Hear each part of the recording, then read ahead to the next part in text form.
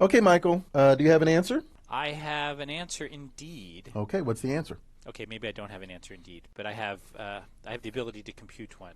Okay, I'm doing some math. so why don't you walk me through the math you're doing?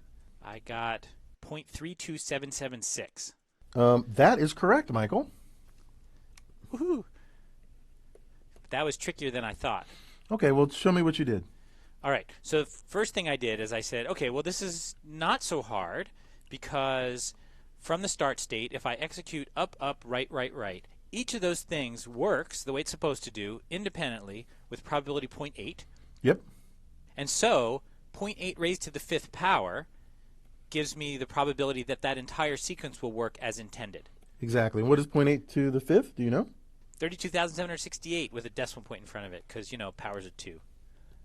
Wow. That is correct. But I noticed that 32768 is not 32776. No, they differ by a little smidge. Mm-hmm. So this is what occurred to me next, is there any way that you could have ended up falling into the goal from that sequence of commands, not following the intended path? So since actions can have unintended consequences, as they often do, Mm-hmm. I was going to ask, okay, so if I go up in the first step, there's a probability 0.1 that I'll actually go to the right. Yep. From there, if I go up, there's a 10% probability that I'll actually go to the right. Mm-hmm. From there, the next thing I do is take the right action, but that can actually go up with some probability, 0.1, Yep. and then another 0.1 to get to for the next right action to actually cause an up to happen. Mm-hmm. And then finally, that last right might actually execute correctly and bring me into the goal. So I could go underneath the barrier instead of around the barrier with that same sequence. It just isn't very likely. Okay, well, how unlikely is it? All right, so I did 0.1 times 0.1 times 0.1 times 0.1 times 0.8.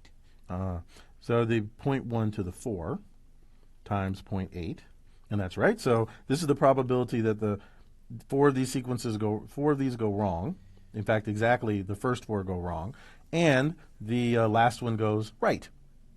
Right. And that's equal to some very, very small number, and when you add it up, you end up with 0.32776. In fact, that's equal to 0.00008.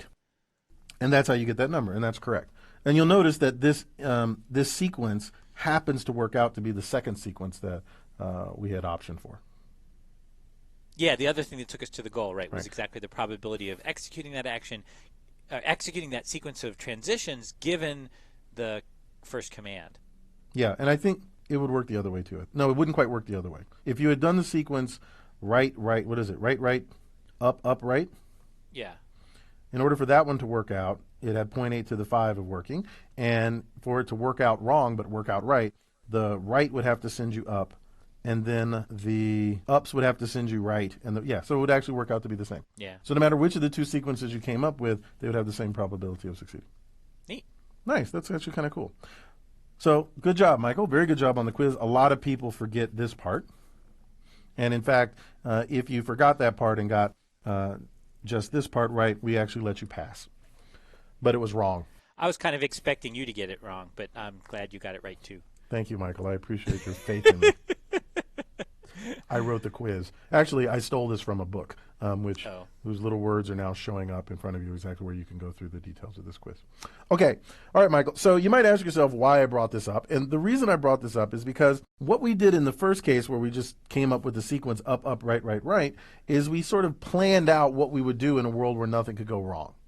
But once we introduce this notion of uncertainty, this randomness, this stochasticity, we have to do something other than work out in advance what the right answer is and then just go. We have to do something a little bit more complicated. Either we have to try to execute these and then every once in a while see if we've drifted away and then replan, come up with a new sequence wherever it is we happen to end up, or we have to come up with some way to incorporate all of these uncertainties and probabilities so that we never really have to rethink what to do in case something goes wrong.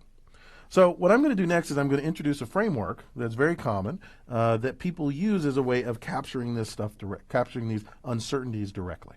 Okay? You ready? Yeah. Excellent.